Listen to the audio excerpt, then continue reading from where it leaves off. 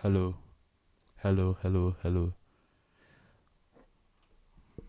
Don't know if I can hear myself.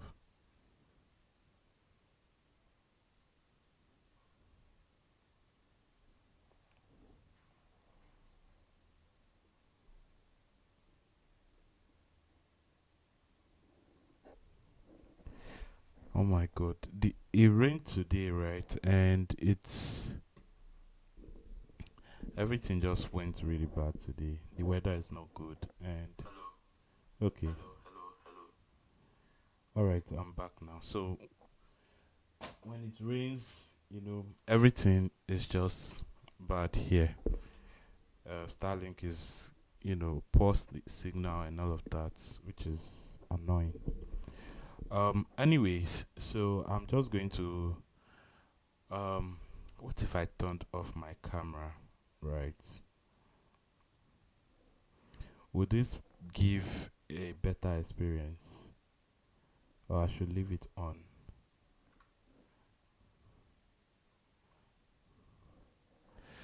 When I leave it on, it kind of lags, right? Watching it back again is just different.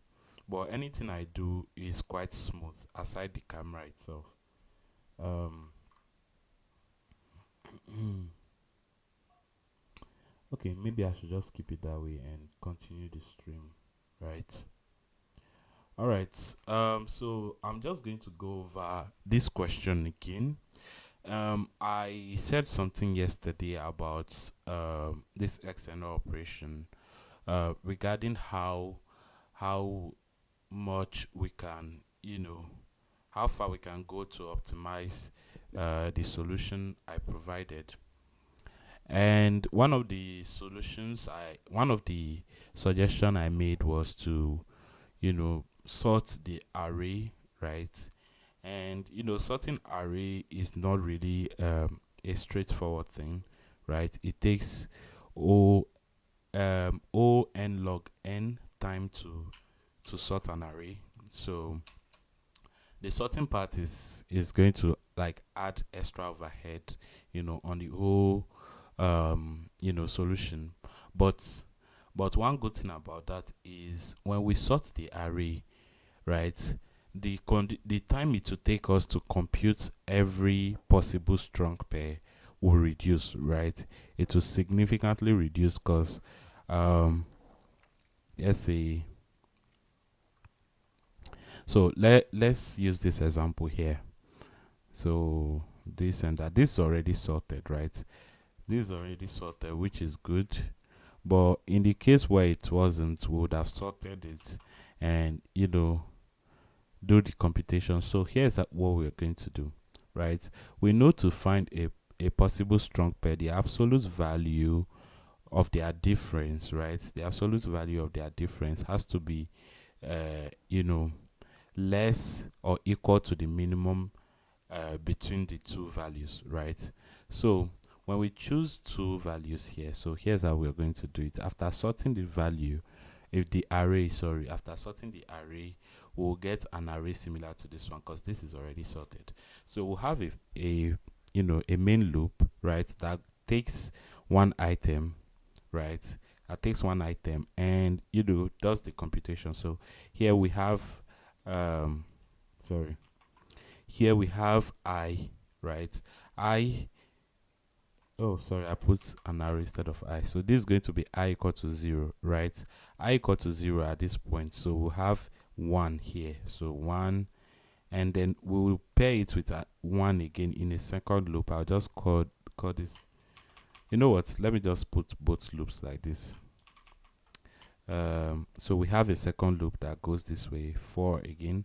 So I'll put this as J, sorry, I and J. So I here, and then the second one is going to be J, right? J will run as as long as the length of this array. So I'll just say length of n. I'll call this n here, n, and then we'll just take the first one here. I'll just say for I, it will also run as long as the length of the n array.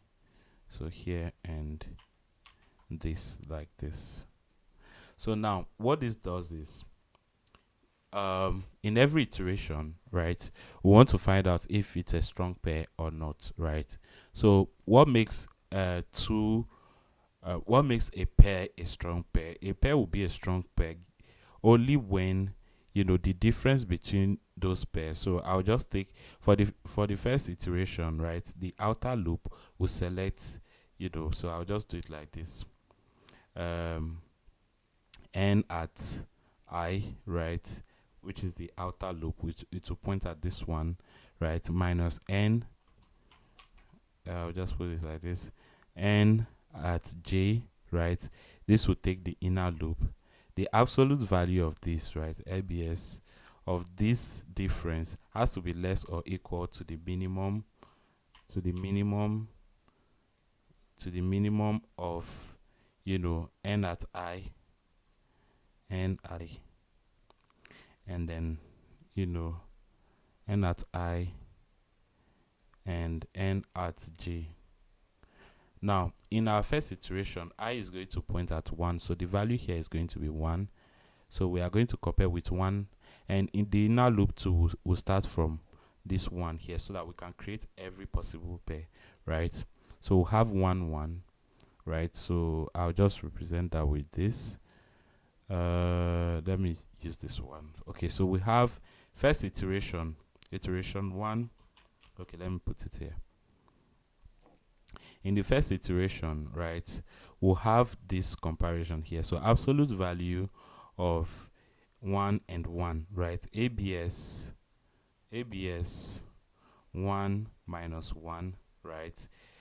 We'll find out if it's equal, this will be equal to 0, and the minimum value between these two, right, is going to be equal to 1, right? Minimum value between 1 and 1, because n at I here will be 1 and n at j here will also be 1, right? Let me just quickly close this.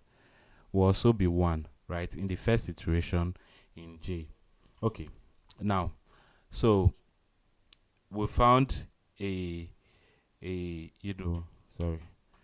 found a strong pair, which is, 1 and 1, right? That's our first strong pair.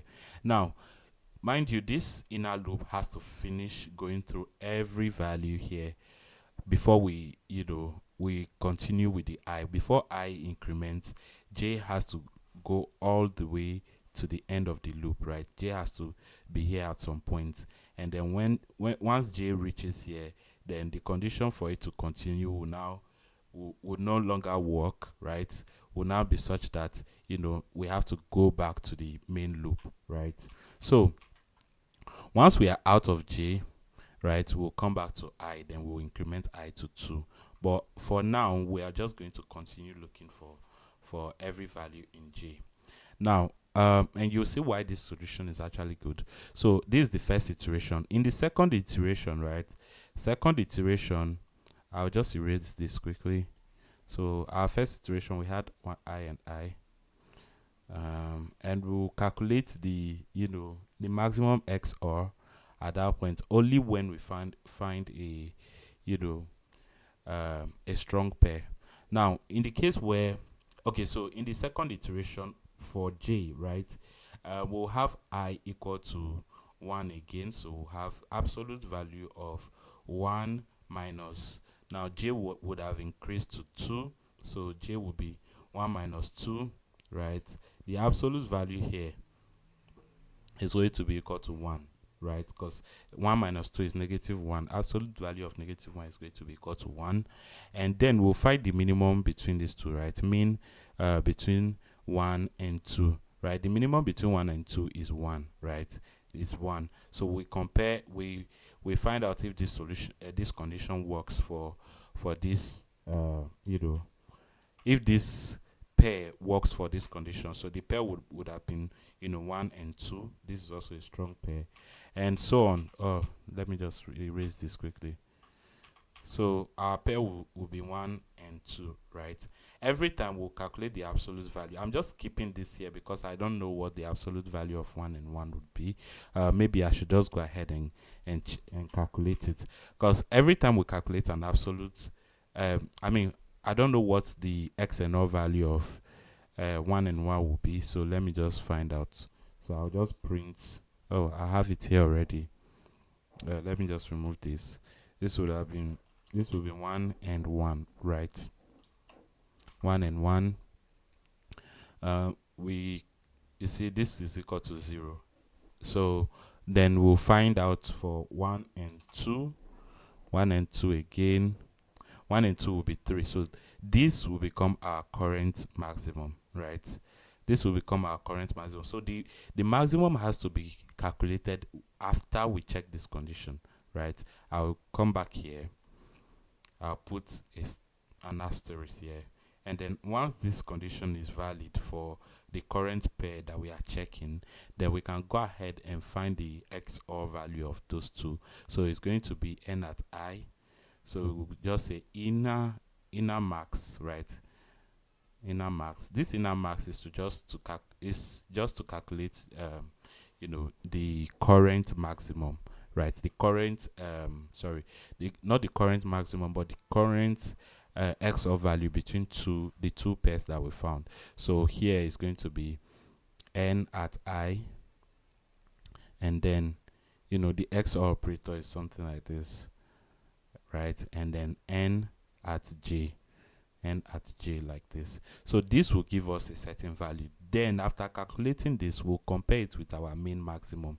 So our maximum that we actually want to return here, I'll call this max, okay, x max, like that. X max sounds like Christmas. Let's say max, it will be max XOR, right? Max XOR. So this is what is going to hold our, you know, current maximum, right? So I'll say max here, right? Max XOR is going to be equal to the maximum, right, between max XOR, right? Max XOR initially would have been 0, right? Between max XOR and then the inner max that we just calculated. So max XOR and inner max. So I'll just put inner max like this. Oh, I don't know why I'm writing like that. So max XOR and then inner max, right? So this will hold our current maximum each time we find the maximum, right?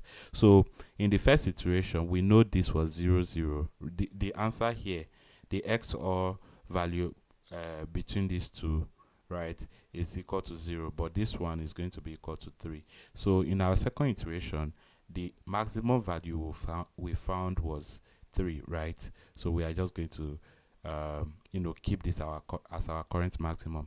Again, we'll continue with j. J has to increase every time. So j will then be at this position here. This is going to be 3, right? So we'll find we'll find out if 1 and 3 is a possible strong pair. So again, we'll take 1 and 3, right? Where is this? So we'll do this. We'll do 1 minus 3. Obviously, we are going to find out the absolute value, right? Instead of putting that way, I'll just put these 2 bars here. And, you know, this has to be less or equal to the minimum between 1 and 3, right? We know the absolute value of this here, right? Of this operation here is going to be equal to 2, right? 2 is not, okay, 2 actually falls between, no, 2 doesn't. 2 is not less or equal to the minimum between 1 and 3. The minimum between 1 and 3 is 1, right? So 2 doesn't fall, doesn't, you know, match, or is not valid for this condition, right? So we don't even need to bother calculating the max XOR value at this point, right? So this is why this condition is better than the other one. So in the case where, you know, we found a pair, right? So currently we were at, you know, 1 and 3, right? 1 and 3.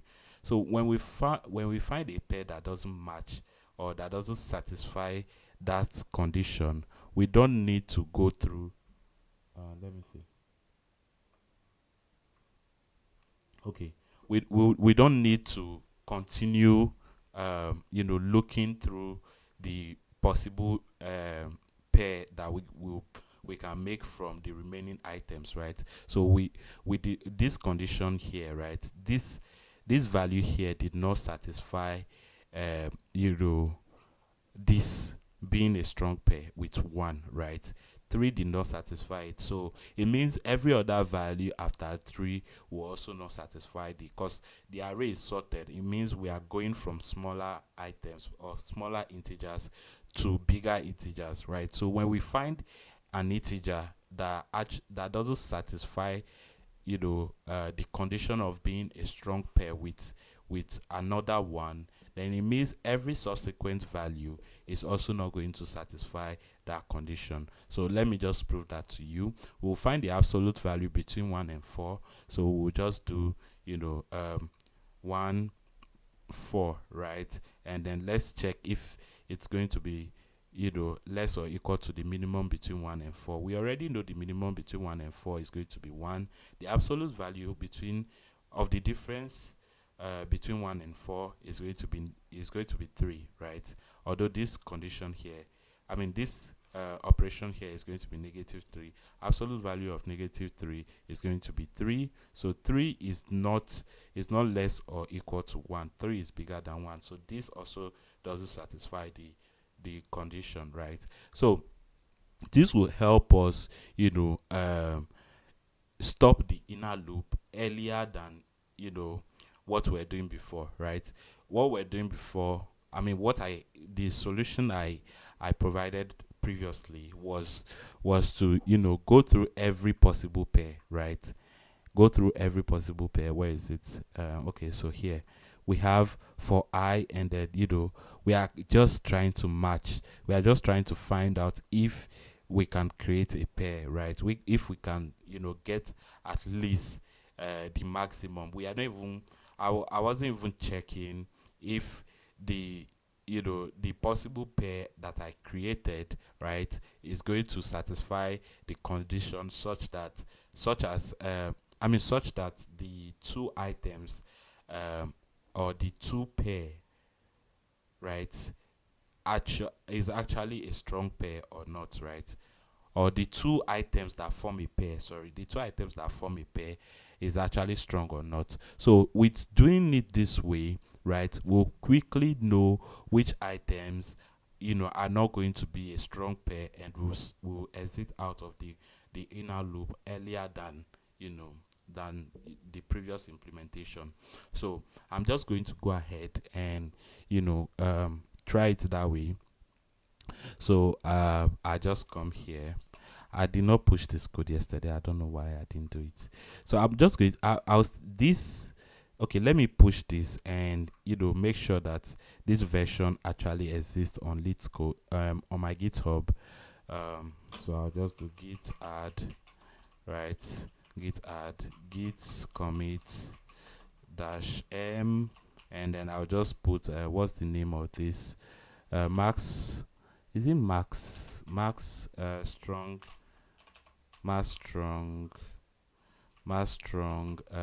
XOR. So XOR, right? So I'll just do that, and I'll push this to GitHub git push origin main, right? So this origin main. Okay, so this has been pushed, and I'll just come back here. I'll remove every other one. Okay, I'll keep this here, right? I'll just remove everything. I don't need to remove everything though. I just need to improve this, right? So I'll still need my maximum XOR, which is the main one that I want to return, and all I'll need to do next is just to modify this helper function. Well, we might not even need this helper function, right? Because we want the loop to start from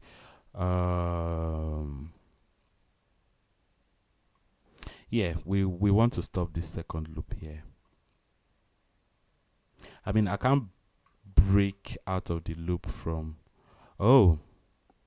okay, I can do that. So okay, so this is my inner loop, right?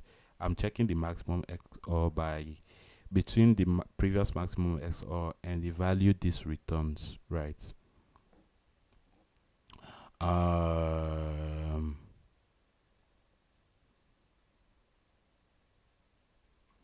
yeah, I think I okay. So let me remove the helper function for now and just implement it. If so, the first thing we need to check is the if it's a strong pair or not, right? I'll just put a comment here. I think I should start using comment now. Check. I'll say check if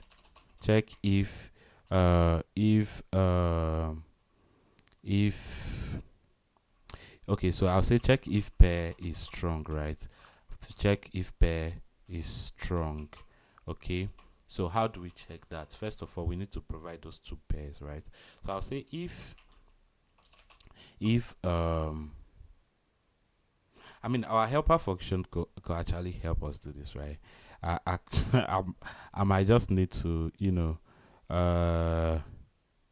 yeah, I can still do it this way. So let me just say the helper function now just say it returns I don't think this just unnecessary.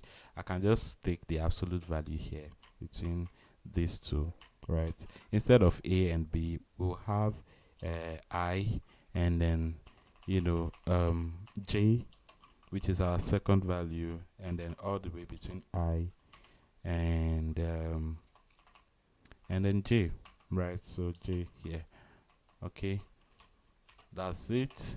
And then what we'll do, right, if it is an absolute value, then we'll go ahead and calculate the inner max, right? Inner max. I'll just call this inner max. This is just to help us keep track of the current. Okay, let me not call it inner max. I'll just call it current max, right? Sorry, current max. This is going to be current max, and we'll set current max as the calculation. How do we calculate that in again? It's going to be num at I, right? Num at I. I'll just put this here, and the bitwise operator, and then num at J. Okay, right? So these are the two values we'll check for. And what do we do next? So we'll compare, right? So we'll say max XOR, right? Max XOR is going to be equal to the maximum between these two, between the max XOR itself, the current maximum that we found, right? Otherwise, if this condition is not satisfied by the two pairs, right, we don't need to go all the way to the end of this. So we just exit the loop. So I'll just break out of the loop. Yeah, and at the end of the day, we return max XOR. This is no longer needed. Let me just remove this. Right, I'll go ahead and test this in LeetCode. Let me make sure that I'm not copying anything wrong. So here, I mean, this is just like syntax warnings. I don't know why this editor is just like this. Maybe I should start using Vim. I don't know. That would be crazy, right? I will learn how to use. I actually started learning Vim right at some point, and I don't know why. I've not really been, I've not really been very interested. Well, there is always time to learn, at least for now. So let's run this and see if this will pass the test cases. Okay, so there's a wrong answer. What did I do wrong? So I don't even need to check, right? I don't even need to check. Well, I'll probably find what I did wrong. So I'm returning 6, expected 7. Why is that? 3, expected. Oh, okay. So this is interesting.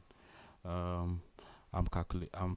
First of all, current max SR is between these two here.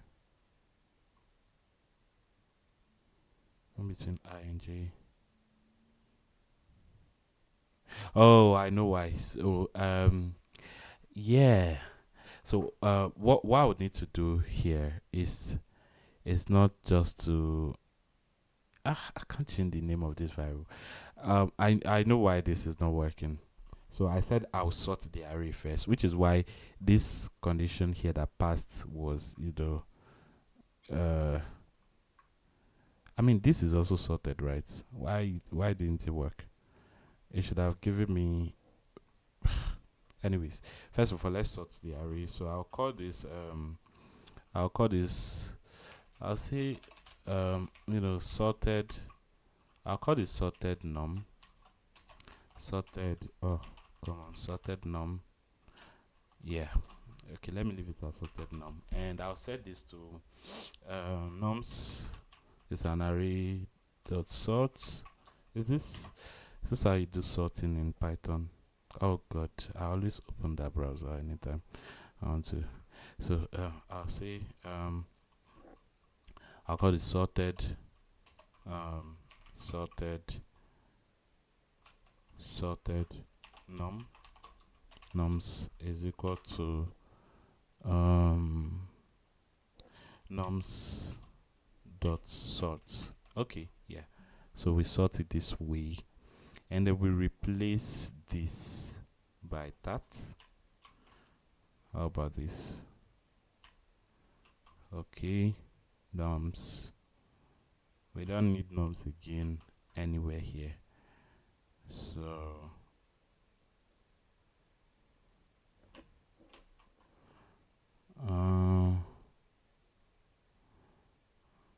where is nums? Oh my god, it's everywhere. It is everywhere. This is not okay.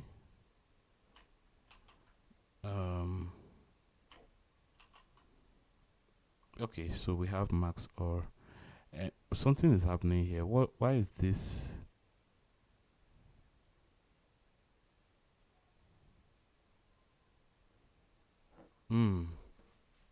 Hold on. Oh, I'll keep it this way, but let me just try out something quickly. Playground. So I'll call this nums equal to. Come on. Nums equal to, let's say, nums dot sort, right? Print nums.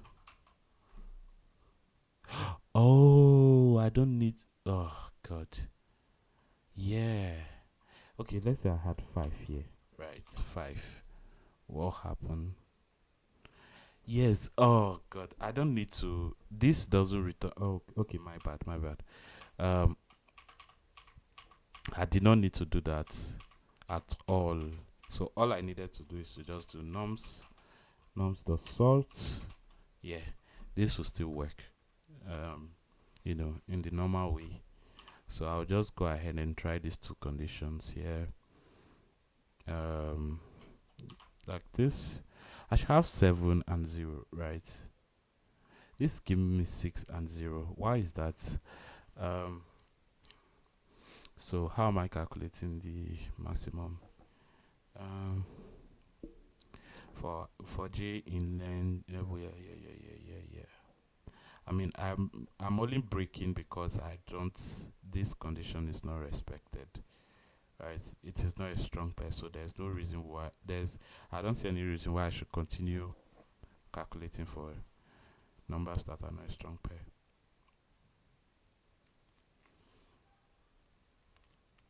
ABS. What do we have here?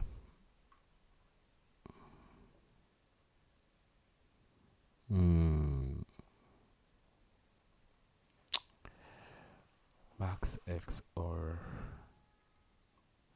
it shouldn't be I don't want to do it should have worked. I mean, I really thought about this, right? And this is 3. Is it because I'm wait?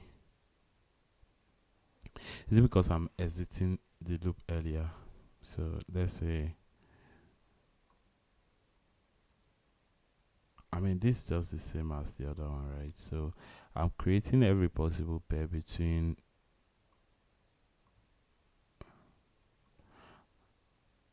I, you know what? Let me print this.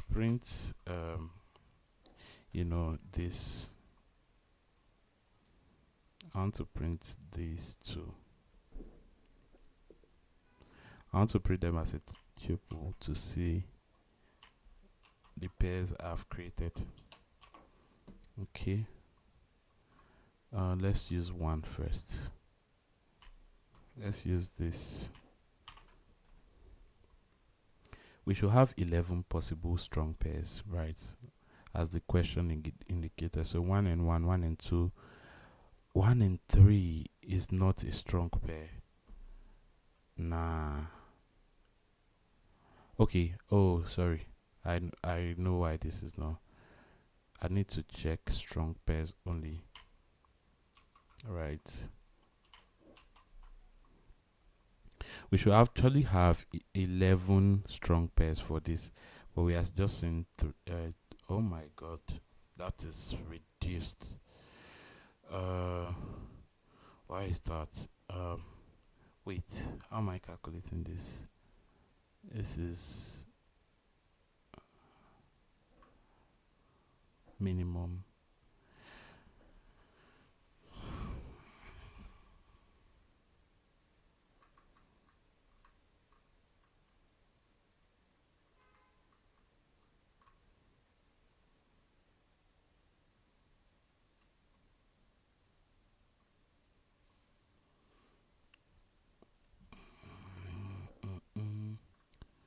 Feeling is magic. Oh, I really thought this should have worked, right? This is not. Why do we have?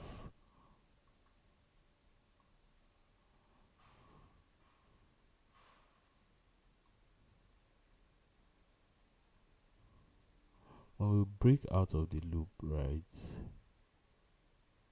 When we break out of the loop, it doesn't mean we are exiting the entire loop, right? We're just breaking out of this one, right? So why is it not going all the way? So I mean we'll have five. We don't even have threes and two. I mean we have two and three, two and four.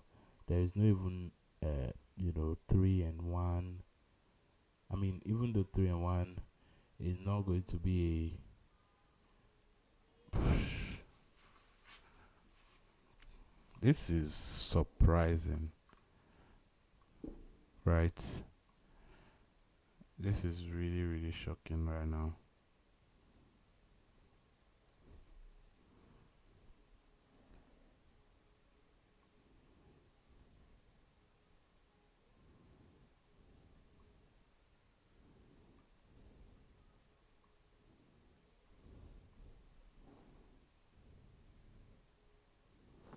Hmm. Sorry. We didn't even get to iterate. Hmm. You know what? Let's see the ones that are not even a pair. Let's just look at them first of all. Right.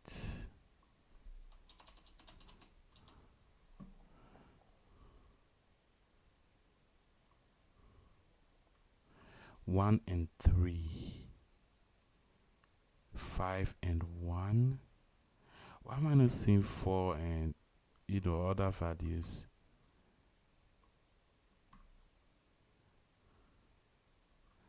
I mean 1 iterated all the way to 3 and broke because I mean 1 and 4 is not going to be a strong pair. So we started from 2, 2 went all the way to 5, and before we broke out we exited the loop. Then we had 3. 3 was just checking for 1 because yes, that's true.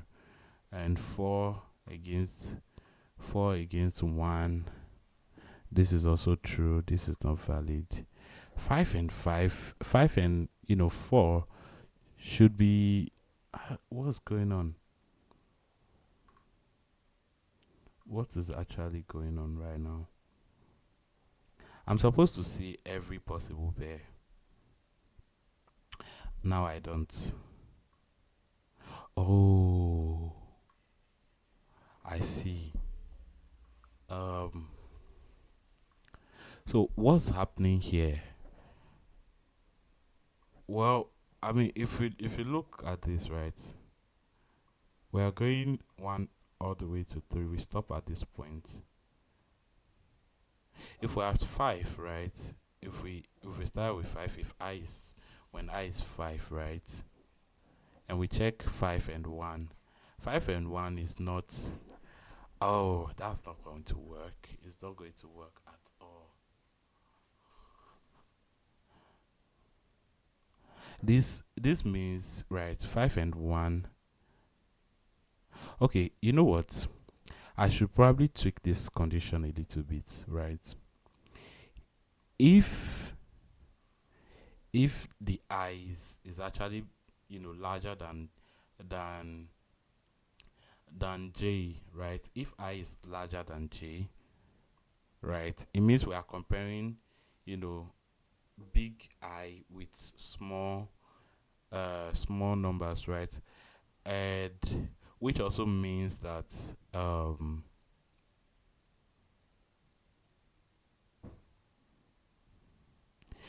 oh, I get it now. So let me show you what this is doing. Um let me come to my board again. Where's this? So here's what's happening, right? We know for every I value, for every value where I is small, right? So let me just write, 1, 2, 3, 4, and then 5, right? Now for every I value, when I is less than J, right? When I is less than J, so for in the first iteration, I is going to be equal to I. But when J is 2, right, it means we are increasing. So the difference, at least the absolute value, is always going to be larger than the minimum. But now when I is at this position, let's say I is somewhere, like this, like 2, right? I is 2 now, and then J is somewhere here. J is going to always start from 1, right? In this case, we'll find, this is a strong pair because this actually satisfies the condition. But when J becomes, let's say, when J becomes 3, right, the difference between these two here is going to be equal to 1, right? Or let me. So let's say I is equal to 2. I is equal to 2. J is equal to 1. Let's just start over again. I is equal to 2, J is equal to 1, right? The difference between these two, right, will be such that, the difference between these two is going to be 1. So the minimum between these two is 1, and 1 is less or equal to 1. Okay. Now when J becomes 3, right, J becomes 3, then we have the difference between these two is going to be equal to 1 again, and this also a strong pair. But when we're at this point here, 4, right, this means 4. So we have 4. The difference between these two is going to be 2. The absolute value is going to be 2, and which is less. Okay, that is also a strong pair. But when this is 5, the difference will be 3, and 3 is not less or equal to the minimum. So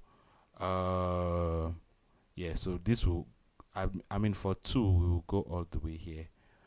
For 1 we will stop somewhere here, I think. Yeah, for 1, between 1 and 3, right? Yeah, we'll stop here. But for 2 we'll reach the end, right? For 2 we'll reach here before we stop, because this here will give us 3. 3 is superior to the minimum between 2 and 5. Okay, now when we are 3 here, right, 3, the minimum value, when we are at 3, j is going to be 1 again, right? So I'll just change this.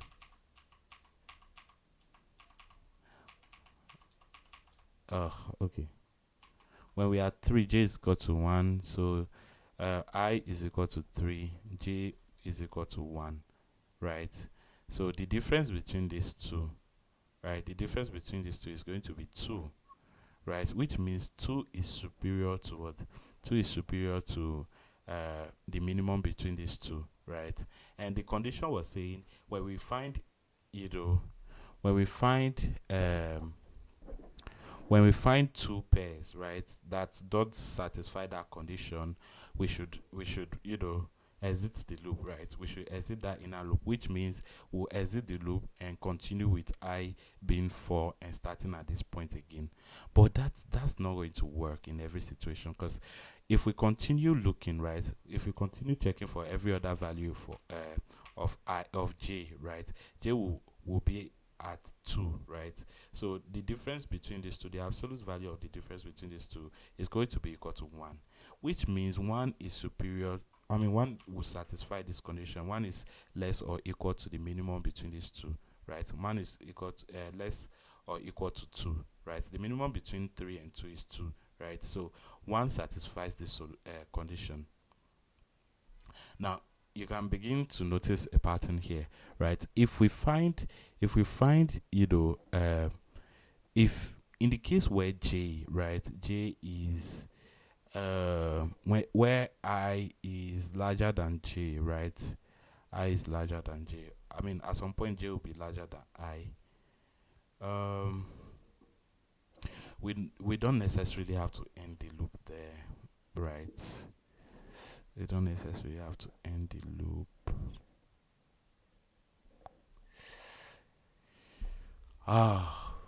It still means we need to compute extra steps. Now let's see let's see what's going on. Okay, so hey, somebody said something in the channel. Hey, xz or xz. Nice. I will first two comments get pinned. Yeah. Okay. Right. Thank you for your encouraging words. Um. mm,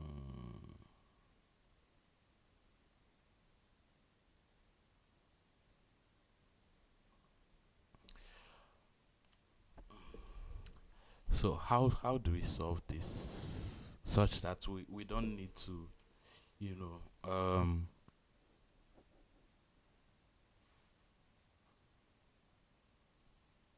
wait, does this ring a bell?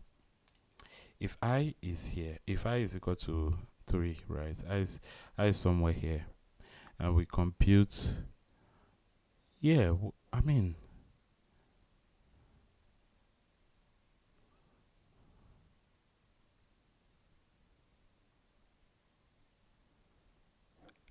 that's the condition I added here. So I don't know.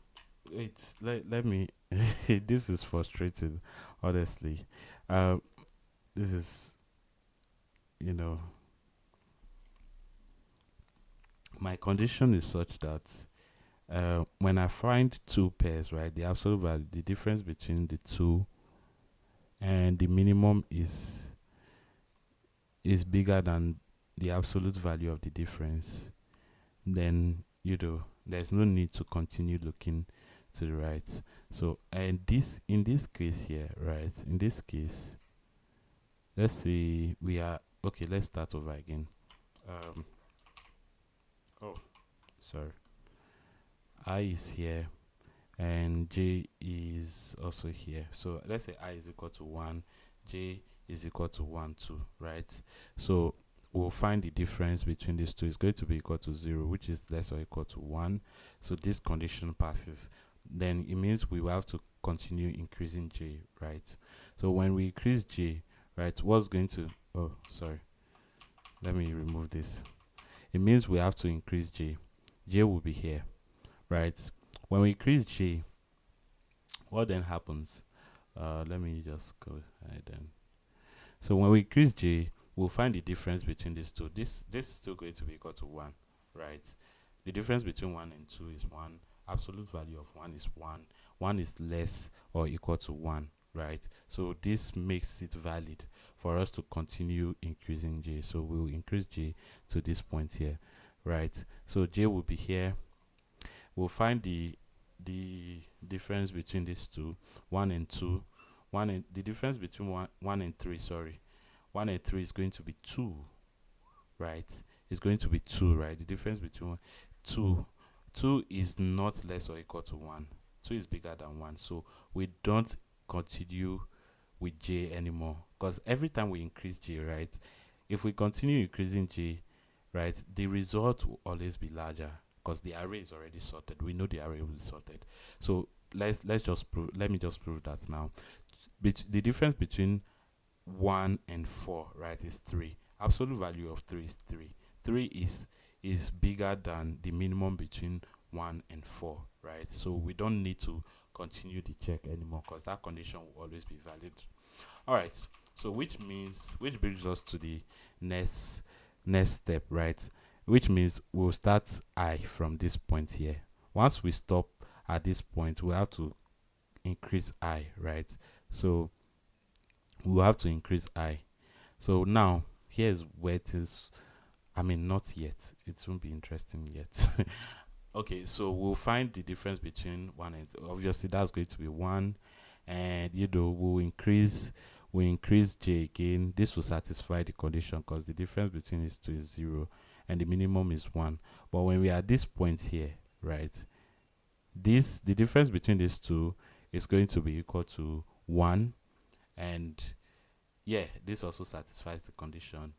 This also satisfies the condition because again, yeah.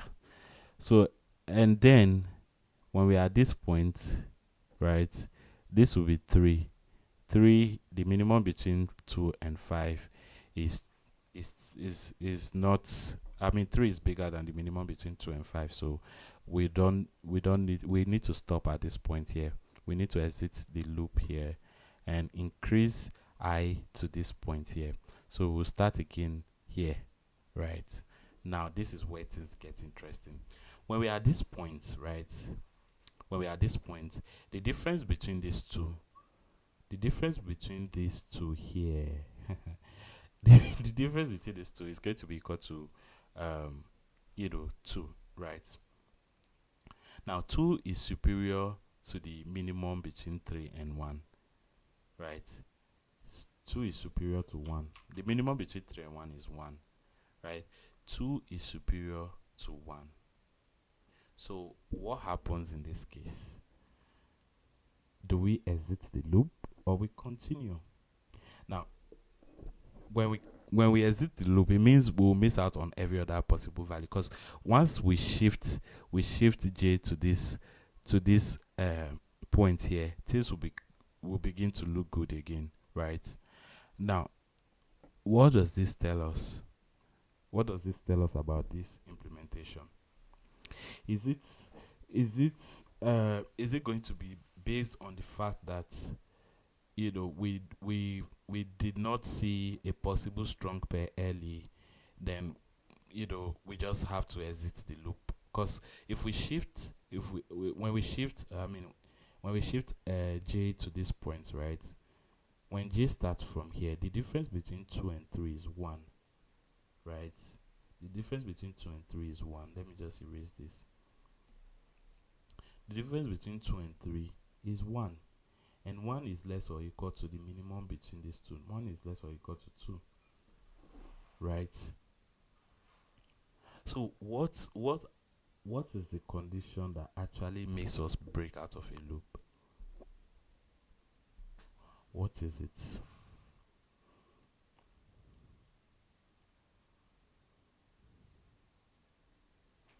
That is the main question mark now. Because we need to know what exactly will make us break out of the loop.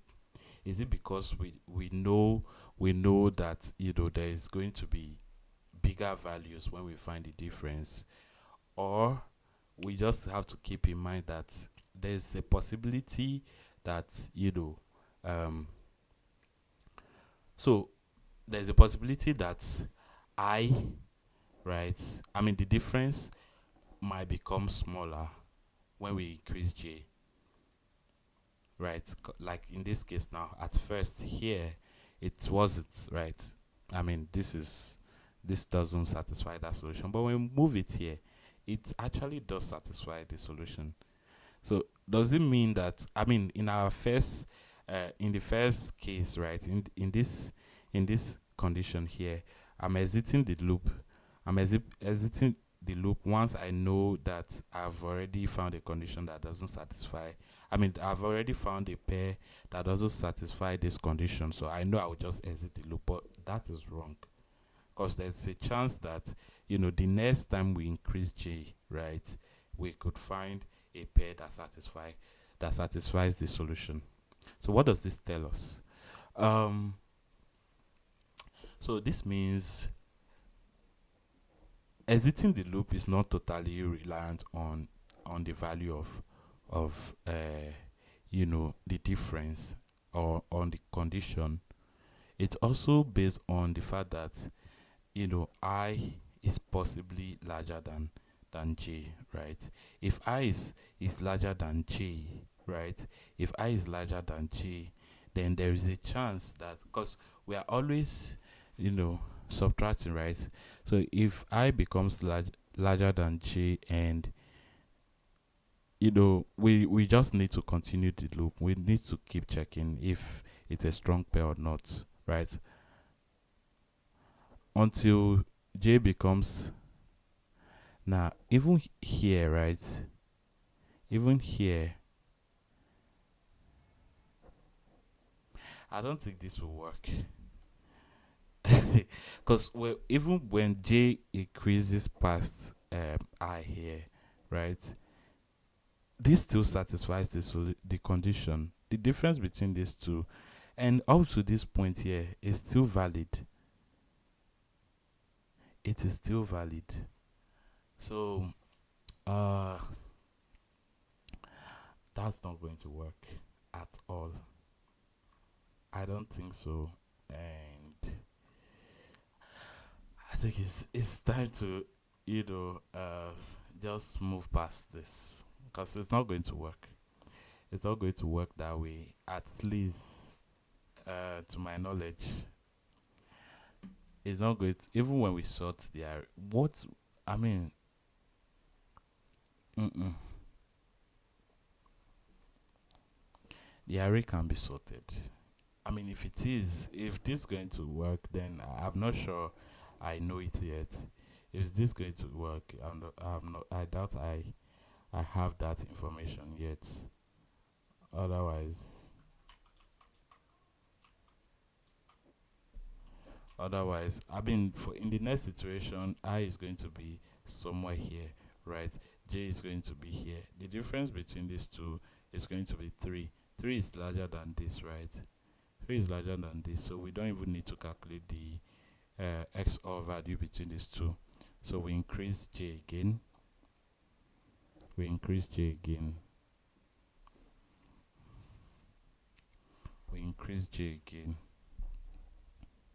Which means j has to go through every single time. I'm not sure why this is not working. I mean, I'm not sure. Nah.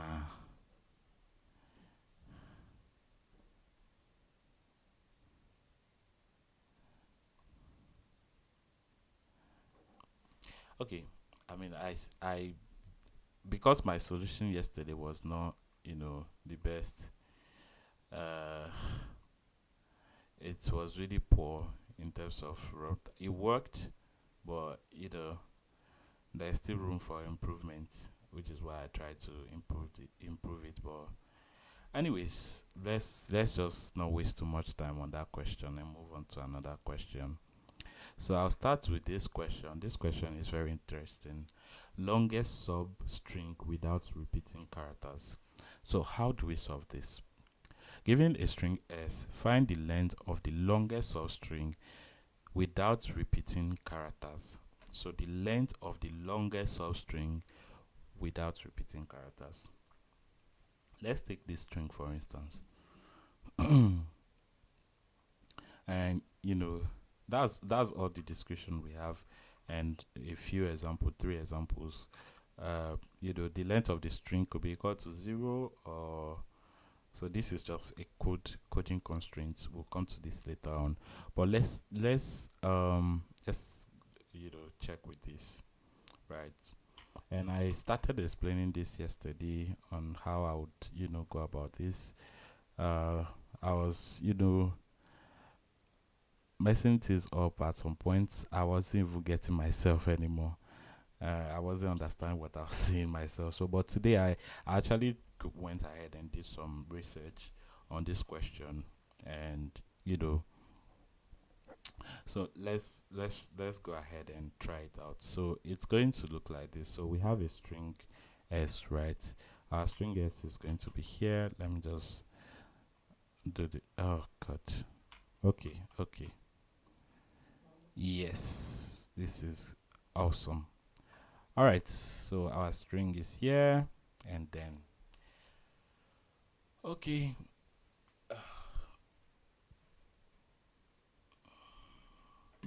Let me check the chat. All right, everybody's sleeping today. Okay. This is good.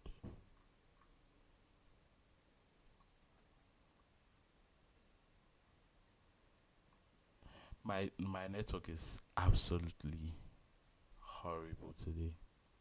Thanks to Elon Musk for his wonderful Starlink. All right, so let's go through the string. You know, in a normal way, right? As humans, let's go with the approach that we are not coders, right? And this is not a coding solution. This is just like a normal way to count, the longest substring without repeating characters. So here's what I'm going to do. I'll start from here, right? Let's say I put my finger on this point here, A, right? I'll put my right hand on it, or my left hand on it. So here's what I'll do. I'll say 1, 2, 3, and then at position 4, I saw a character repeating. So what do? I record the count that I have, which is 3, right? So I'll put C is 3, right? I found 3 so far. So when I find a character that is a duplicate, right, I will then go ahead and move it past the point where I saw duplicate. I'll move my hand past the point where duplicate was found, right? So the duplicate of A was found, so I'll have to move my character past A. So I'll have to move my hand, past A. So I'm at this point here. So here's how I'm going to count again. So I'll start counting from this point. I'll start counting from this point here. Okay, I'll start counting from this point, and I'll go this way. So I'll go B, C, A, and then B again. B is equal to, so far I've counted 3, right? So I'll move from here again. I'll move from here. Oh, what's that? I'll move from here past the. Okay, so hold on. What am I doing? Let me go back again and start afresh. Okay, so here's how I'll count the longest substring without repeating characters. So I'll start from here. I'll say, okay, let me start from here.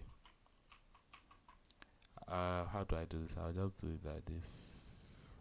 Would this become 1?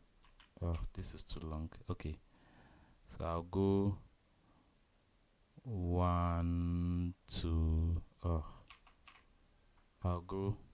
Okay, I'll go 1, 2, 3, 4. Yeah. So that's where I am. So I'll start moving it like this. Okay. So I'm at this point, right?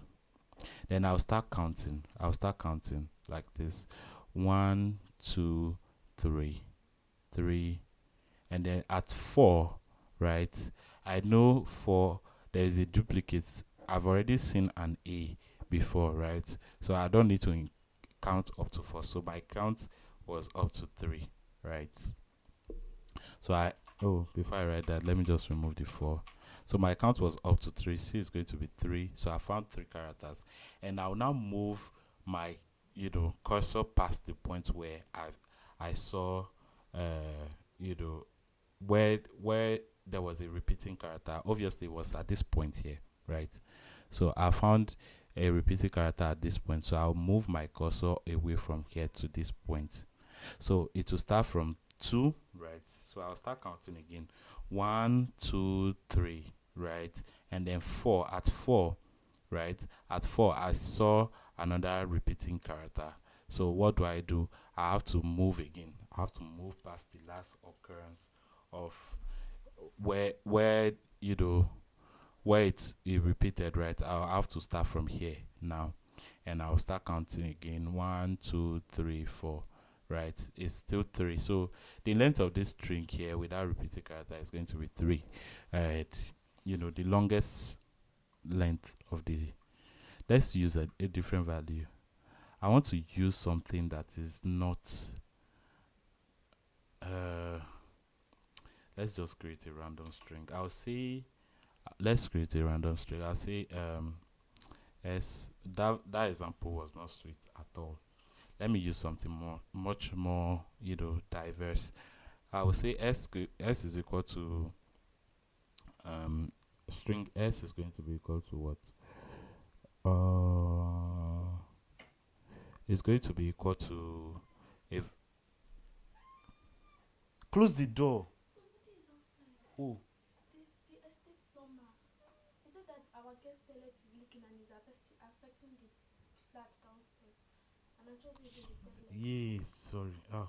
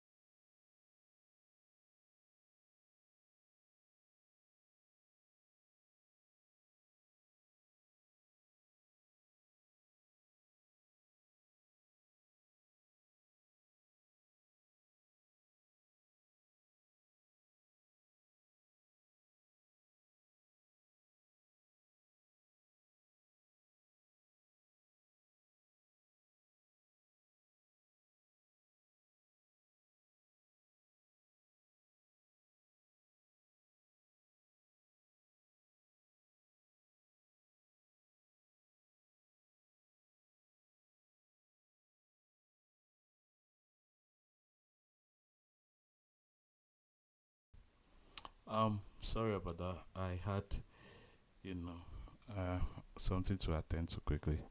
Okay. So, oh,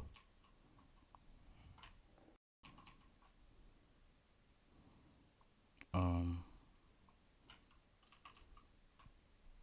okay. I was going to use a string called I was going to try out a new string. Let's say a string. Um, what kind of string should I use now? Uh, let's say I want to have a long string, then a repeating character. So let's say P W S R P again, right? P again and T S A again. So okay, that's enough. That's enough, isn't it? Okay. So to find the longest substring without repeating characters, we have to do it this way. So we have to first of all start here, right? Then we start counting, right? So the longest substring without repeating characters. So let me. So we start here, and then we start counting each character, right? So we'll do 1, 2, 3, 4, 5, right? We have 5. So it was up until 5, right? That we now found a a repeating character. So already we have 4 items here that formed a substring. That is, so this is the longest we have from this point all the way to this point without repeating characters. So we'll record that this is going to be 4, right? I'll say C is going to be 4. So um so we'll stop. I'll say C is going to be equal to 4, right? Then it means we'll have to move where we start counting from, right? Ugh, this is already, we have to move past here, right? So we've seen a duplicate of P already. So we remove P from our count, right? So our next string is going to be this long. So it's going to be from here all the way. So we have P W S R P again, T, and then before we have another S again, and this is where this is the substring that is unique. This is the unique substring we can create here without this S here. This S is not going to be part of that. So I'm just going to remove S. So I'll just go do 1, 2, 3, 4. This is going to be 1, 2, 3, 4, 5. So C is less than our current count. So this is going to be equal to 5. And then we'll start here again, right? We'll start from where we saw a duplicate, one less than where we saw, one more than where the repetition happened. The repetition happened at S, right? So we'll move past S. So we'll start our string from here, right? We'll start our string. We want to start from here, right? We'll put our hand here and start counting 1, 2, 3, 4, right? 4 is not bigger than, so this is going to be 4, but the highest value we had was 5, right? That's like a rough way of thinking about this question, right? Now what is the what is I was just what is the algorithmic implementation of this question? How do we go about it?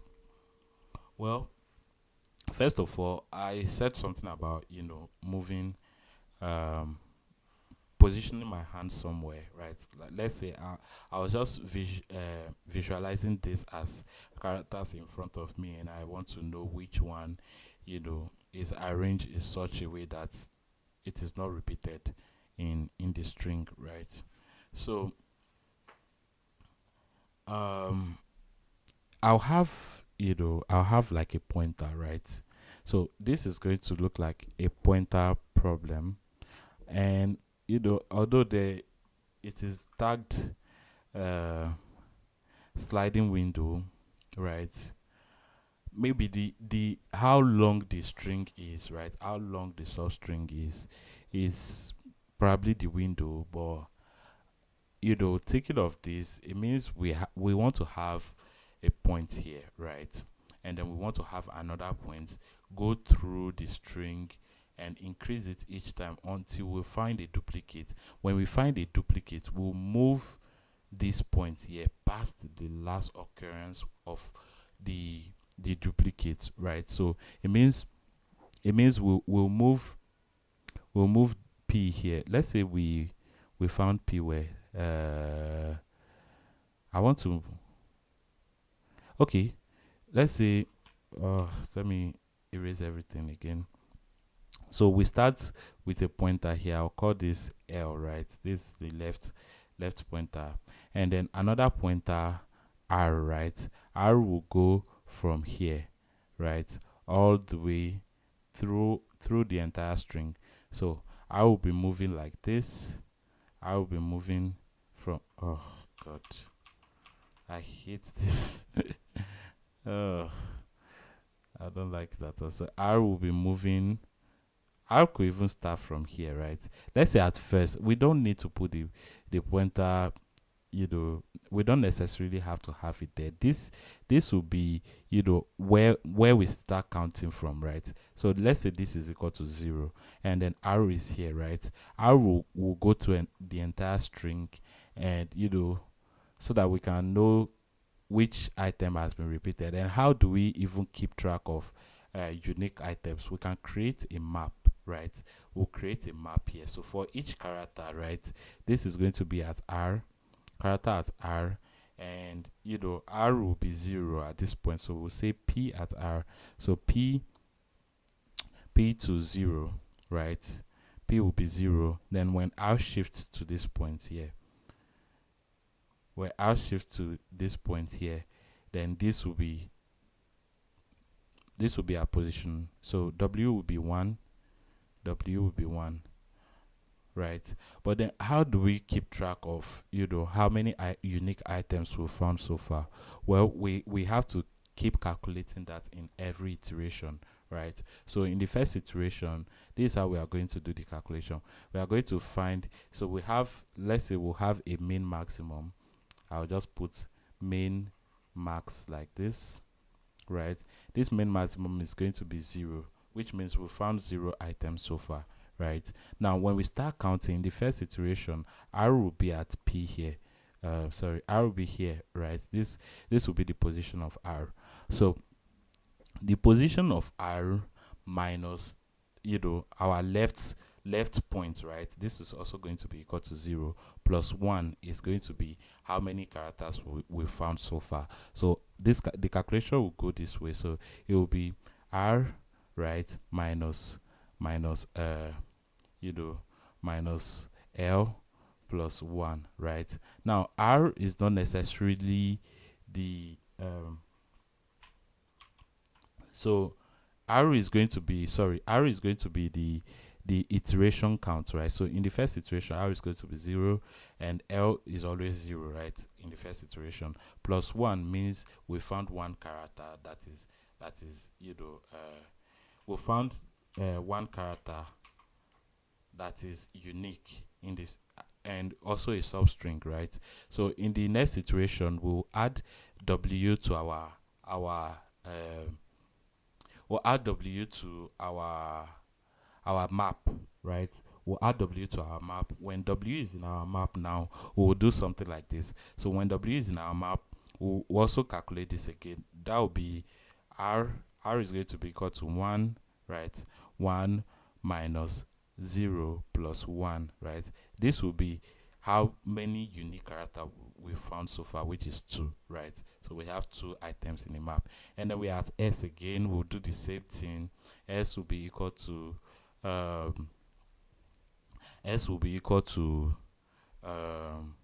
we'll point at 2, right? Is at position 2. We'll find out again at the end of the day. We'll have 3 as our current maximum unique substring, and we'll find r again, right? R is going to be equal to, no, this r here is different from the r, sorry. We'll find r in the string. This is going to be 3. That means we'll find 4 items so far. And then we have another p. This is where things get interesting. Now, when we find a p here, right? When we find a p, which means we have to replace this p here with the current p that we have, right? So, and again, when we are replacing, it means we are moving past where we started counting from. And mind you, I said I would have done this earlier. Sorry, my explanation was really bad. The left pointer always have to point at 0, index 0, right? We know we have, one item at this position before we start moving the right pointer across the string. Now, when we find a duplicate at a certain position, right? So let's say r is here now. We've already known that r is now our new duplicate. So we need to move the previous r out of the unique string, right? So we need to move it towards this pointer. So the left has to be here, and the right pointer has to continue doing its job, right? So we don't really have to bother about it. So here's what we are going to do. So we'll take this here. We'll remove this p from the map. By removing, it simply means we are going to change the index, right? So r is going to be here. What's the length? So this is going to be 4, right? We'll replace the old one. We'll still have p in the string, but now its value has changed, right? Now, how do we calculate this? How many unique items do we have so far at this point where our L value is no longer 0, right? So it's going to be again r value, right, which is 5 minus L value, which is 1 plus 1, right? This is going to be equal to 5. It means we've seen 5 unique items so far in the string, right? So let's just verify that. When we remove p from the string, right? When we remove p from the string, we move L to this point, right? This will start from here. That's not correct. I'm only doing +1 here because I know r itself started counting from 0, so we can't just do minus 1 here. We need to add 1 to it. Okay, so there's something wrong here. Sorry.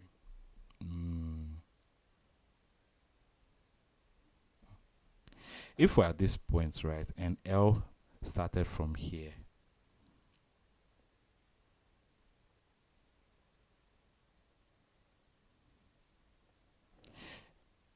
okay, first of all, we need to get the previous value of p, right?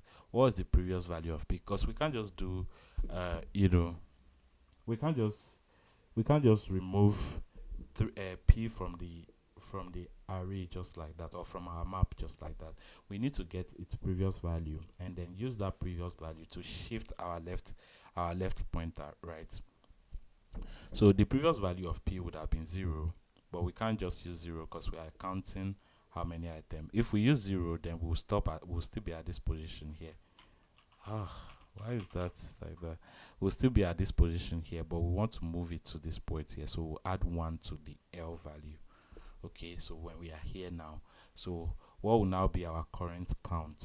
Our current count has to be 4, right? So it has to be W, S, R, and P and T. So P here. We can't this condition is not good. So what do we need to do?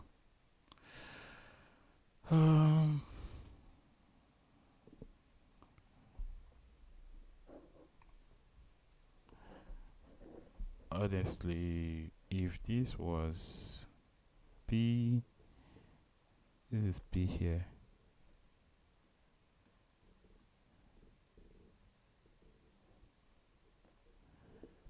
WSRP.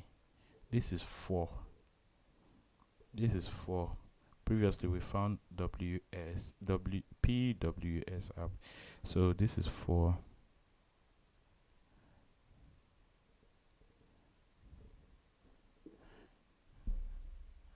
This is still going to be equal to 4. Oh, sorry. My table is not stable. What do we do in this case?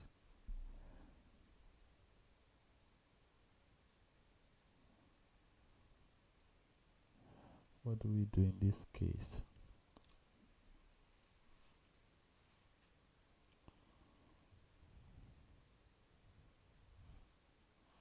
Oh, I'm just seeing a question. So somebody said, "Oh, that's nice."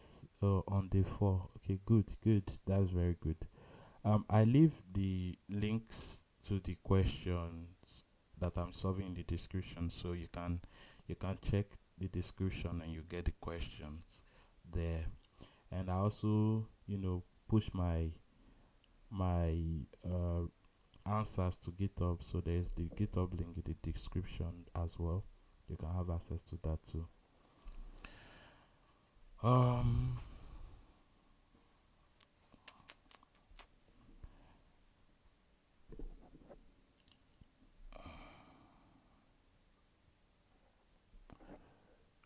So this is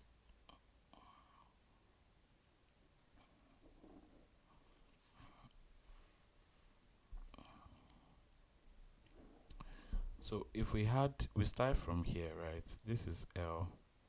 L is going to be 0 at first because we have just 0 items that we are looking at. R is going to be here. We move,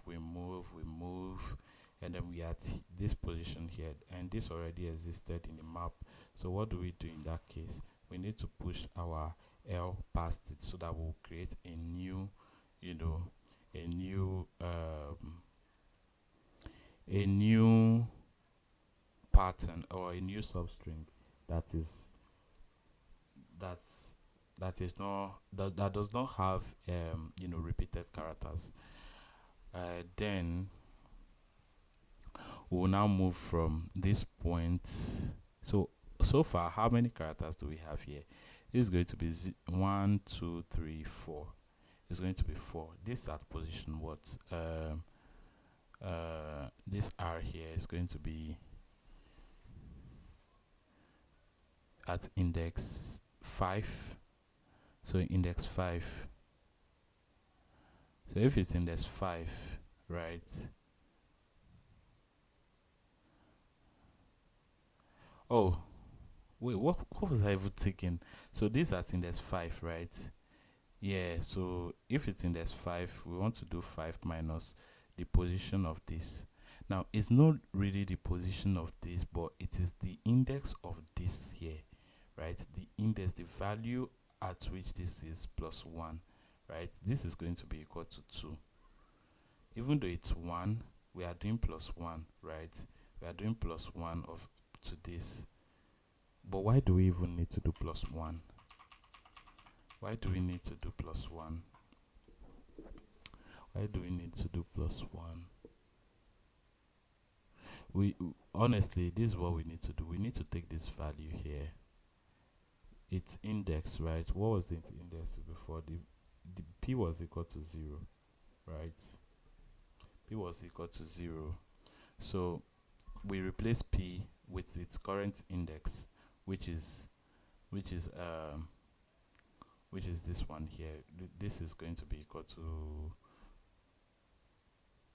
its current index is 4.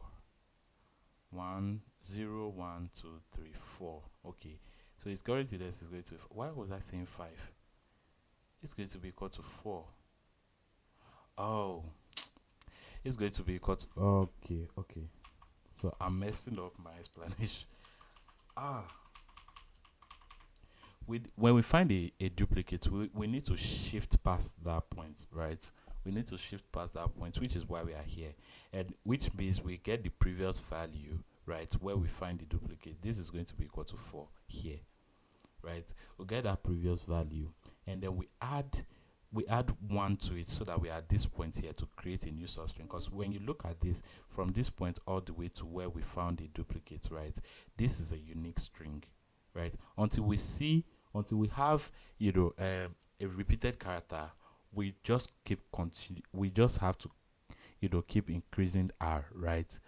And then when we have a repeated character, we shift the left pointer to the point where that repetition occurred, right? We have to shift past it. Okay, I think I get it now. So let's do it this way. I'll just come back again and erase everything. Oh, I erased my string, so it's going to be pw. I'll write it here again. I'll write it as a pwsrptsa. pwsrptsa. pwsrptsa.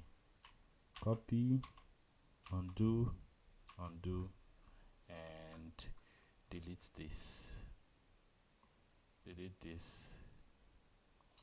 Right.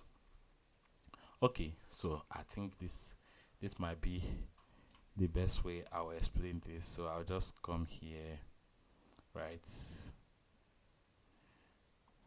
here. Okay, so we have p here, right? So when we start counting, right, let's imagine we place our left hand on the first character we found, and then we start looking through with our second hand, right? We start pointing at every other value through the string, right?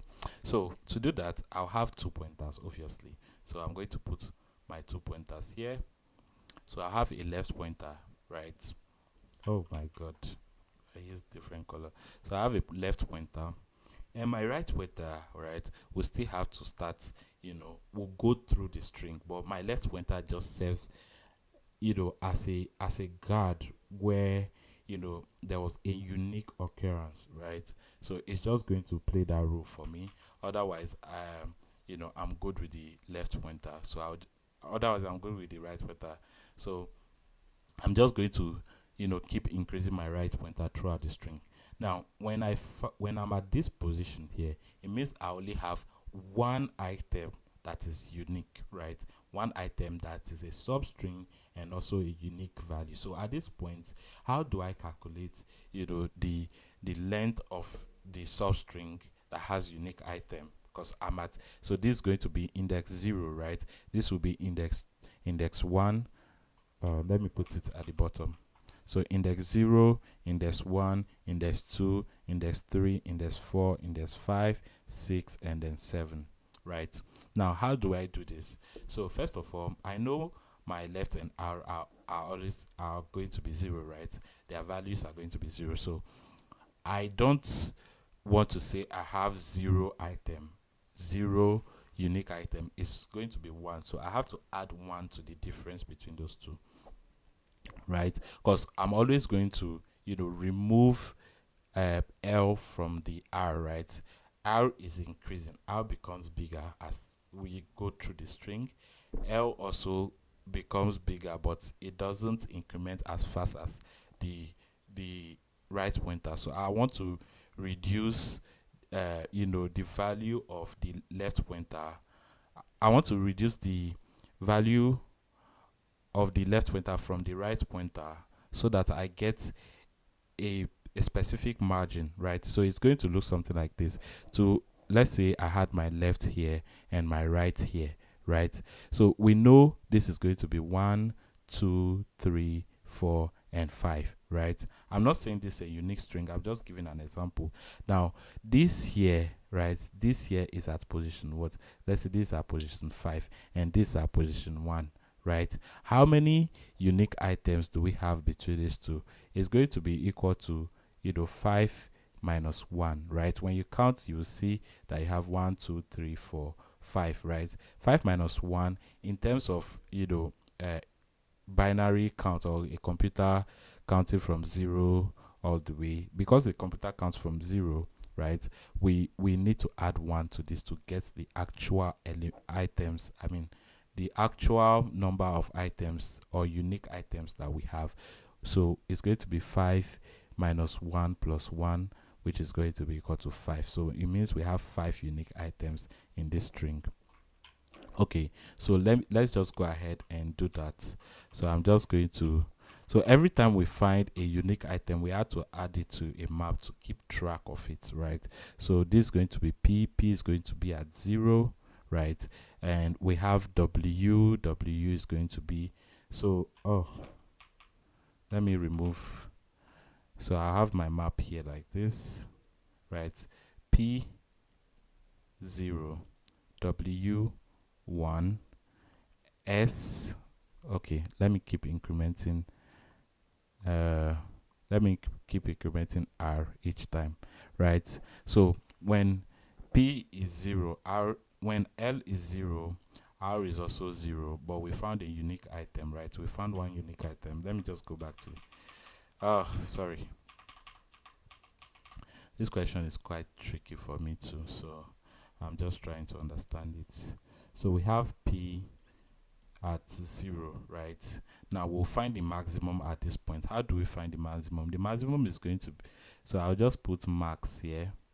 Max is going to be equal to 0 at first, which means we've not found any item. But immediately we find an item, right? A unique item.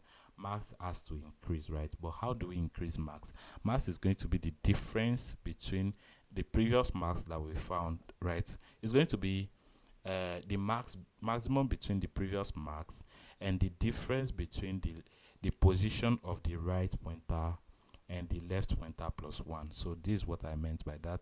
So this is going to be max, let me just do the calculation, right? So it's going to be R minus L plus 1. Now why do we do plus 1? If we do R minus L here, R is going to be equal to 0. 0 minus 0, right, is going to be equal to 0. Although we've already seen one item in this string, right? We can't say we found 0 item because the maximum between 0, which is this max here, and this calculation here is still going to be 0, right? Which is not correct. So we need to add 1 to it, right? Just because we started counting from 0. So this is going to be plus 1. This is going to be equal to 1, right? So we stop here. So left minus right plus 1, right? So we increase left by 1 again. So we increase left from this point all the way to this point. Now, I mean, we increase right by 1, sorry. We increase right by 1. Every time we increase right by 1, we want to add that we want to check whether it's a unique item. Of course, W is not in the map, so it's a unique item. So we add it with its index, right? This is going to be equal to 1. And then we also continue again. We continue moving the right pointer towards the right. So this is going to be X. Oh, sorry. We'll then calculate the maximum. The maximum at this point is going to be 2, right? It's obviously going to be 2. It's going to be R, right, which is 1 minus L, which is 0 plus 1 is going to be equal to 2, right? So we'll move the right pointer towards the right. So we have an S now. The S is at position 2. S is not in our map, right? So S is going to be 2. Sorry. S is going to be equal to 2. Then when S is 2, which means R is 2, so we'll do 2 minus 0 plus 1, which means we find 3 unique items so far, right? And if you look inside the map, it's actually correct. We have 3 unique strings here so far.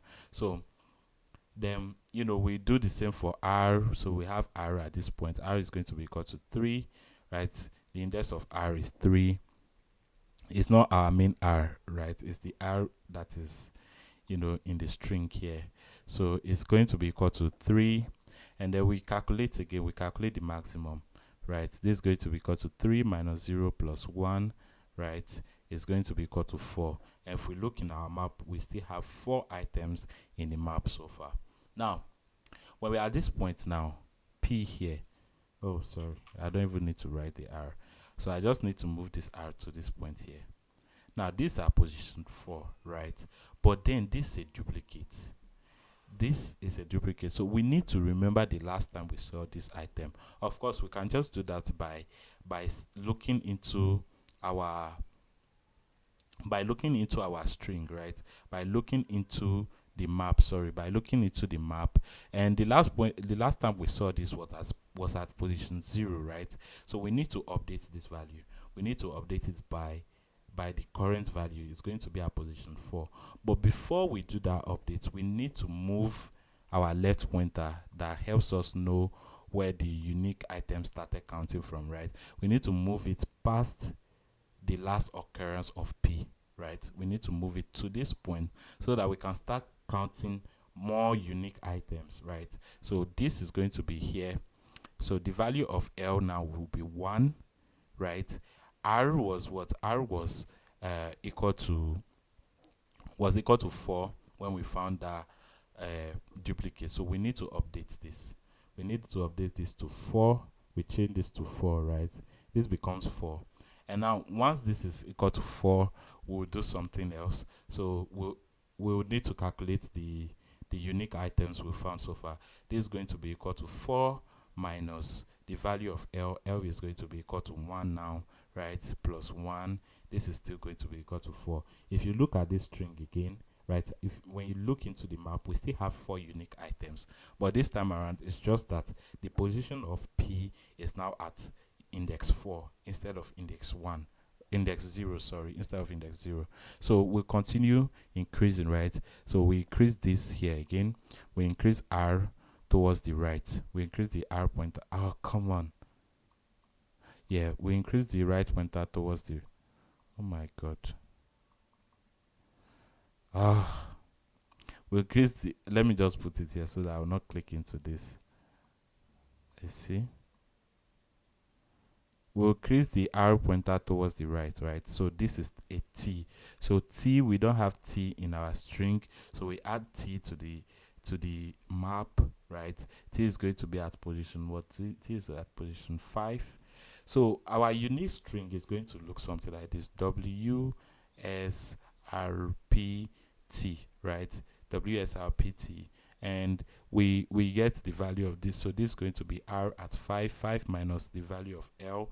L minus 1 plus 1 is going to be 5. If you count this, it's going to be equal to 5. So 1, 2, 3, 4, 5, and 5 is superior to 4, right? 4 was the maximum we found before, so we update our current maximum. Max is going to be equal to 4, and then we continue. So here we have an S, right?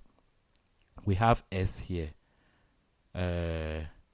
S. So when we increase R here, this is going to be 6, right? At position 6, but this S already existed in our map. So what do? We move this the left pointer past the last occurrence of S, right? So we move it up to this point here. We don't move it... Oh, come on.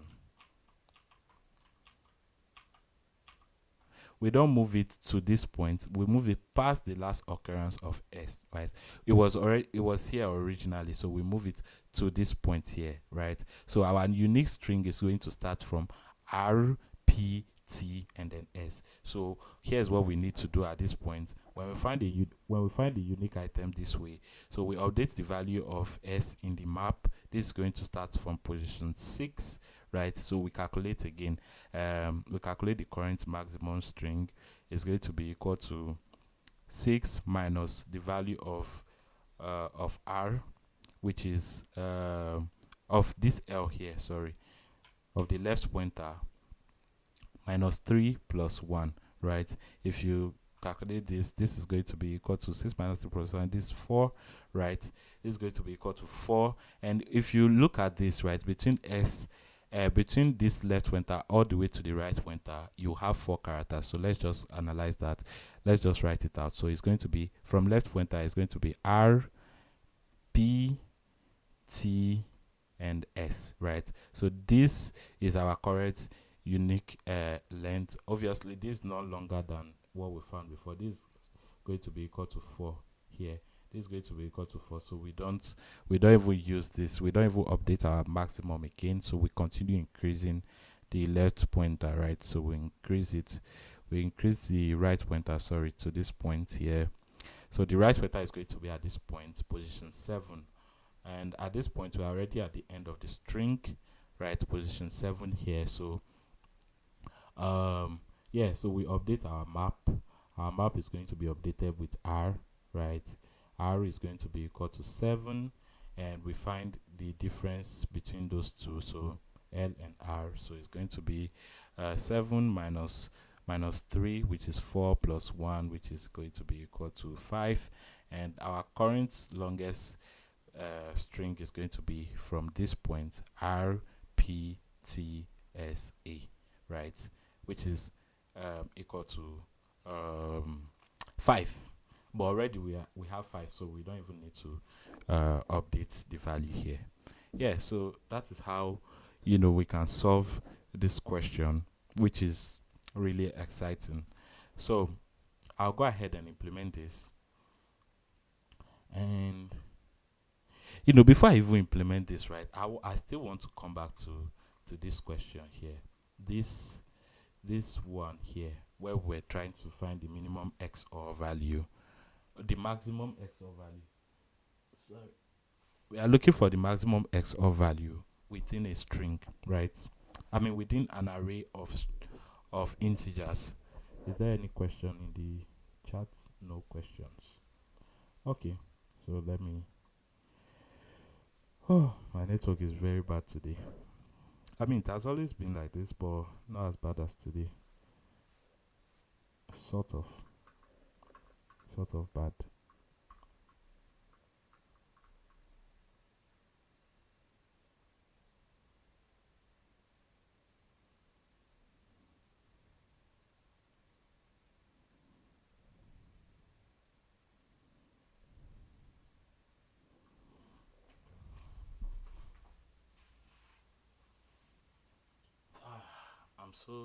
My leg is hurting. Okay, so let's say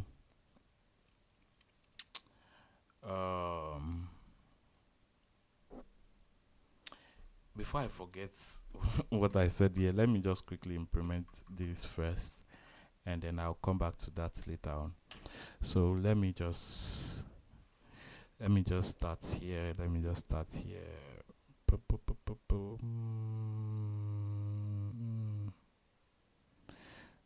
Okay, I'm not using VS Code, sorry. Let me come here. Longest substring without repeating characters. Ouch. The length of longest substring, so LSWRC, right? I'll call this, okay.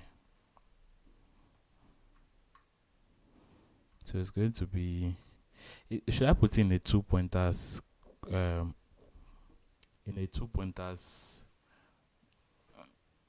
because I'm heavily relying on 2 pointers, right? So should I call this a 2 pointer question, or it is going to be a sliding window? Is it a sliding window? Technically it is. I mean, since I'm doing sliding window technique, I'll just put it in a sliding window for now. Although this could also be classified as a 2 pointer question. So here's what I'm going to do. Longest dash substring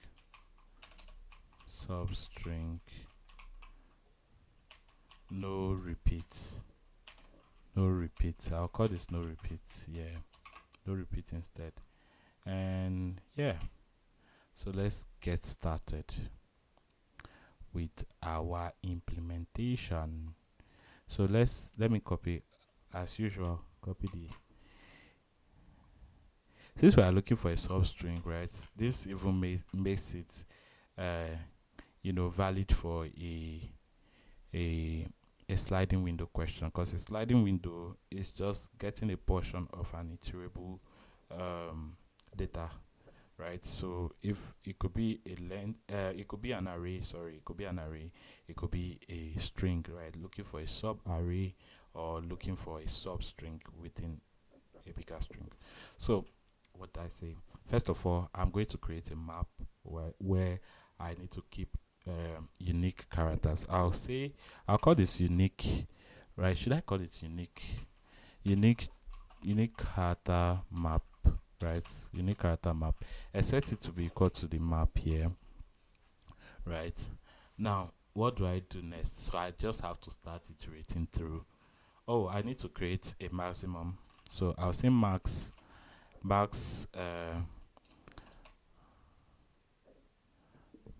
I will not say. I'll call this max length, right? Max length, and set it to be equal to 0, because we cannot have a length less than 0. And also, yeah, so that's it. That's all we need to do. So here I'll just start iterating. So I'll say for. Oh wait, I said I will have a left pointer to right. So I'll just say this is going to be my left is equal to 0 as well. Now there's a reason why I set left to 0. If you remember, I said I was going to point at the first character, right? And the first character is at position 0, so we need to keep that there. All right. So for I in range, I'm going to use range because I want to keep the index of each character, length of the string s, and I'll set this to um so yeah, so this will iterate through the entire string. And mind you, this is just going to be O of n time complexity. We are not iterating, we don't have a loop in within a loop to create a quadratic time complexity. It's just going to be linear, right? So what do we do in this case? Oh my god, man. So we'll first of all check, right, if we will add an item to the map always, right? We'll always add an item to the map. But first of all, before we add an item to the map, we need to, yeah, we add an item to the map, unique character map, and we add an item at, so we add the item and then point. So the item is going to be the key and its value is going to be the index. So it's going to be something like s at I is equal to is equal to is equal to I, right? Now before we do this, we also want to know if the item was already in the map so that we can shift our left pointer towards the right. So here's what I'm going to do. I'll say 53. So for not for if character at I is already in the map, right? If I is already in the map in the unique character map, right? In the unique character map, I want to shift my left pointer past the last occurrence of that character. So I'll just do left is going to be equal to x at I, right? S at I. I want the value, right? S at I will return a certain value. It could be 0, 1, anything. So I'll just add 1 to it, right? So meaning I'm moving past that position. So and then I'll just proceed to add the item at this place here. Oh, it's not going to be s at I. It's going to be s at the unique inside the map. Sorry, unique character map at I. Oh my god. Sorry. So s at I here. Unique character, yes. So this is how I'm going to do it. I get the value from the map and move 1 past it so that I'm in front of it to continue my count. So after adding the item to the map, we need to find what else do we need to do again? We need to find the inner maximum. So I'll call this current maximum. Current current current maximum. Current max, or yeah, current max, or current length. Current max length. Let me, so that it's actually clear. So current max length is equal to um the current maximum length is going to be equal to the right. Oh, I should have called this right and left. So I'll just change this to right and left. Yeah, I think I need to do that. So I think you can do this. No, I hate that. Oh, this will select every. Oh, no. I don't want it like that. So I just put right here. I'll put my right there, and this is going to be another right, and another right again. Right is just an index, right again. It's so unique character right at right.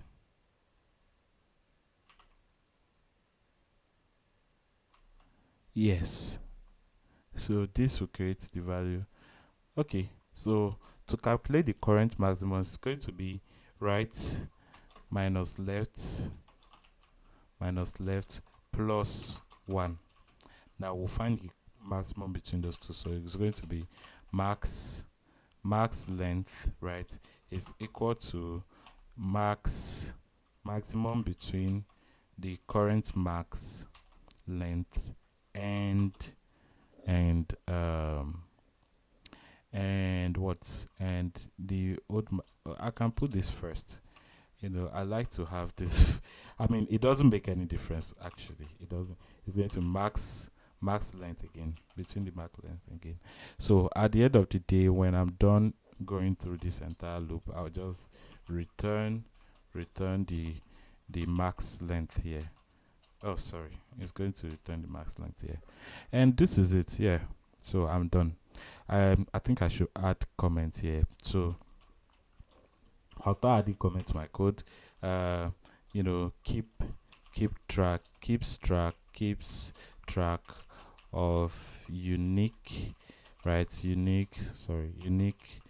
Uh, unique characters, right? And this is going to be uh main maximum max to return, right, to return. And this is just this left here means how would I call it,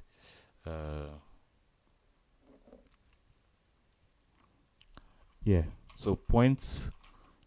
So this point of a unique, right, point of a unique occurrence, yeah. Okay, so this is the point of a unique occurrence. And what do we have here? So this loop will go through the entire character. So if already this is self-explanatory, if this is in already, if we found a character that is already in the unique map, right? So here what this does is to increase points, increase past last last point of occurrence, of occurrence. I'm not even sure this is going to work, and I'm already commenting my code. Well, it's not bad. Let me just test this in this code first. So I'll just come here.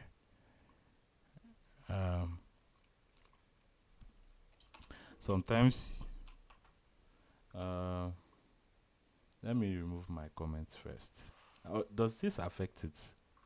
I'm not sure, but let's run this code and see if this works. Okay, this was accepted. I expected it to be accepted anyway, so I'm not surprised. Okay, so let's see. So let me continue. Let me submit first. Let me submit it. Ah, wrong answer. Wow. So what happened? This is 3.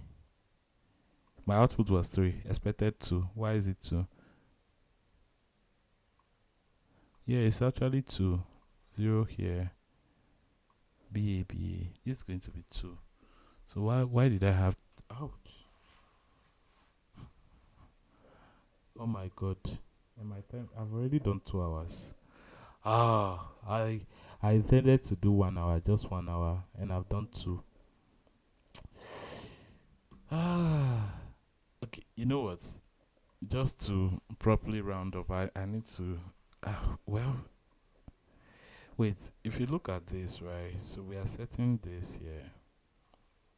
I mean, I'm taking the unique character in the string, the value past it. And why would I have 3? Why would I have 3 there? I'll have 3 because I probably increased past this. And I'm now... I mean, this is already in the map, right? So it should be 2. It should be 2.